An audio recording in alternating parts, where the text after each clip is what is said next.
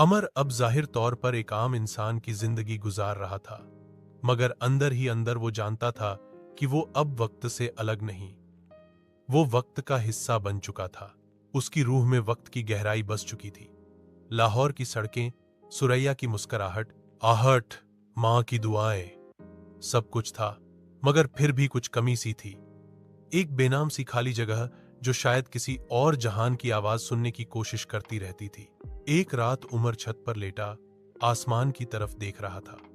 उसने देखा, आकाश में एक चमकती हुई रोशनी गोल दायरे में घूम रही है, जैसे किसी ने समय की घड़ी आकाश पर स्थापित कर दी हो। इस रोशनी को देखकर उमर को वह समय का केंद्र याद आ गया। वह लम्हा जब उसने सब कुछ छोड़कर वक्त को आजाद किया था। तभी उसके कमरे में रखे पुराने संदूक से एक धीमी सी घंटी की आवाज आई। वह चौंक कर नीचे गया और संदूक खोला। हैरत की बात यह थी कि उसमें वही टूट चुकी घड़ी दोबारा सही सलामत वजूद था। मगर अब इस घड़ी में सुइयां नहीं थीं, बल्कि सिर्फ एक नीला सा हाले गर्दश कर रहा था। घड़ी के अंदर एक पैगाम जगमगा रहा था। तुमने वक्त को आजाद किया, मगर वक्त ने तुम्हें छोड़ा नहीं।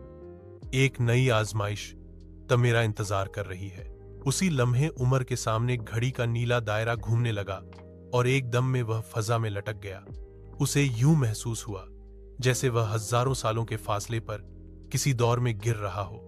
आखिरकार उसकी आंख खिली तो वो खुद को जमीन पर नहीं, बल्कि खला में पाया। वक्त का मुस्तकबल साल 3035। ये वो दुनिया थी जहां जमीन अब सिर्फ एक अफसाना थी। इंसान अब मुख्तलिफ सयारों पर आबाद हो चुके थे।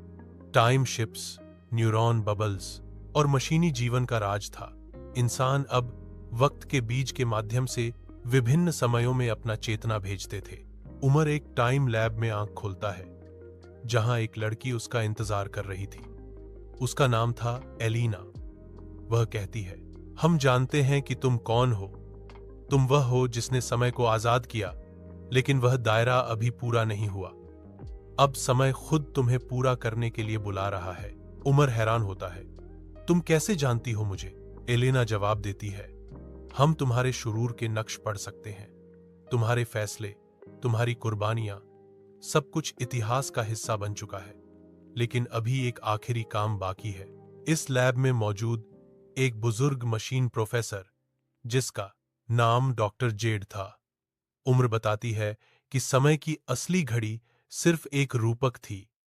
असली ताकत इंसान के अंदर थी। लेकिन इंसान ने जब से समय को छेड़ा है, एक टाइम लूप बन चुका है, जो हर 1000 साल बाद मानवता को खत्म कर देता है और सब कुछ दोबारा शुरू होता है। यही वह दायरा है जिसे तोड़ने के लिए समय ने तुम्हें चुना है। उमर को बताया गया कि अगर वह एक विशिष्ट क्षण में वापस जाकर एक ऐसा निर्णय बदल दे जिससे यह दायरा अस्तित्व में आया था, तो यह लूप समाप्त हो सकता है। लेकिन इसके बदले वह हर उस व्यक्ति की याद खो देगा जिसे वह चाहता था। अमा, सुरैया, यहां तक कि खुद की पहचान भी। उमर एक लम्हे के लिए खामोश हो गया। उसने एलिना की आंखों में देखा, जो थोड़ा बहुत सुरैया जैसी लगती थी। वह समझ गया कि वक्त उसे ऐसे चेहरों के जरिए पुकार रहा है जो उसकी आत्मा को कमजोर करें, जज्बात जगाएं। मगर अब वह तैयार था। उसे साल 1999 में भेजा गया। उस लम्हे में जब इंसान ने पहली बार टाइम स्पेशल इलेक्ट्रिक वेव ईजाद की थी, जिसने वक्त के लूप का आगाज किया। वह वहां पहुंचकर एक युवा वैज्ञानिक को रोकता है जो यह प्रयोग करने वाला होता है। उस युवा का नाम था डॉक्टर फहद अहमद। उम्र उससे कहता है, यह प्रयोग समय को कैद कर देगा, एक ऐसा दायरा पैदा करेगा जो कभी खत्म नहीं होगा, तुम्हें रुकना होगा। डॉक्टर फहद हंसता है, तुम कौन हो? एक अजनबी, समय का संदेशवाहक? उमर जवाब देता है, नहीं, मैं वह हूं जो समय बन चुका है। डॉक्टर फहद उसे गंभीरता से लेता है और प्रयोग रोक देता है। उसी लम्हे नीला दायरा गायब हो जाता है। आसमान साफ हो जाता है। भविष्य में टाइम लैब बंद हो जाती है। इंसान दोबारा फितरी अंदाज में जीना शुरू करते हैं। उमर अपनी आंख खोलता है, मगर न 2090 है, न 1800, न 3025, न माँ है, न सुरैया, न लाहौर। वह एक हरे मैदान में है। परिंदे चहचहा रहे हैं। सूरज की रोशनी उसके चेहरे पर है और उसके हाथ में न घड़ी है, न कोई नक्शा। सिर्फ एक आवाज आती है, समय समाप्त हो गया, अब तुम हो और तुम्हारी स्वतंत्रता।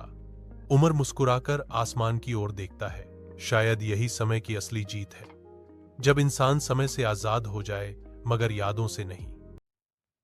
उमर हरे मैदान में अकेला खड़ा था, मगर उसका दिल शांत था। आसमान साफ, हवाएं नरम, पक्षियों की चहचहाट जैसे कोई पवित्र गीत हो।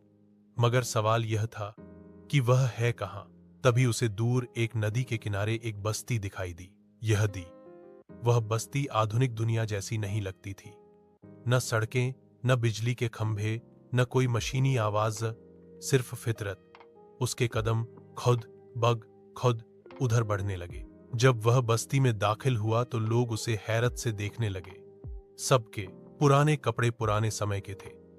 कोई चमड़े का बना हुआ कोट पहने हुए था, कोई लकड़ी के जूते, कोई ऊन के चौगे में। उसने एक बुजुर्ग से पूछा, यह कौन सा जमाना है?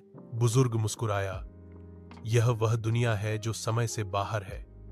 हम वह हैं जिन्होंने वक्त से रिश्ता तोड़ दिया है। आमर हैरान, क्या मतलब? तुम सब कहां से आए हो? बुजुर्ग ने कहा, हम वो हैं जो मुख्तलिफ अदवार में वक्त से फरार हासिल कर चुके थे।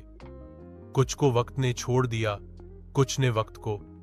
ये बेसती उन सब की पनाह है जिन्होंने वक्त से आगे देखने की हिम्मत की। यह बस्ती थी लामकानी, एक ऐसी जगह जो न अतीत में है, न वर्तमान में, न भविष्य में। यहां न वक्त गुजरने का एहसास होता है, न बुढ़ापा आता है, न मृत्यु।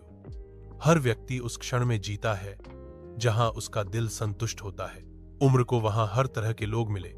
एक मिस्र का वास्तुकार जो हजारों साल पहले पिरामिड बनाता था, एक जापानी योद्धा जो अपने समय से न्याय न पाए इसका, एक फ्रांसीसी चित्रकार जो दुनिया को रंगों में देखता था मगर लोग अंधों की तरह जीते थे।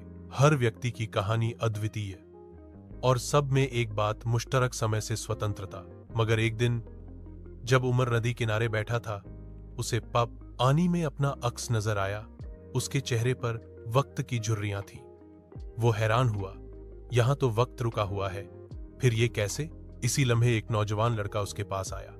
उसका चेहरा रोशन था और आंखों में हिकमत थी। उसने उमर से कहा, तुम अभी भी समय से बंधे हो। तुमने समय को आजाद किया मगर खुद को नहीं। उमर ने पूछा, तो क्या मैं अब भी समय का हिस्सा हूं? लड़के ने जवाब दिया, तुम समय के केंद्र हो। तुम जहां जाओगे समय पीछे आएगा।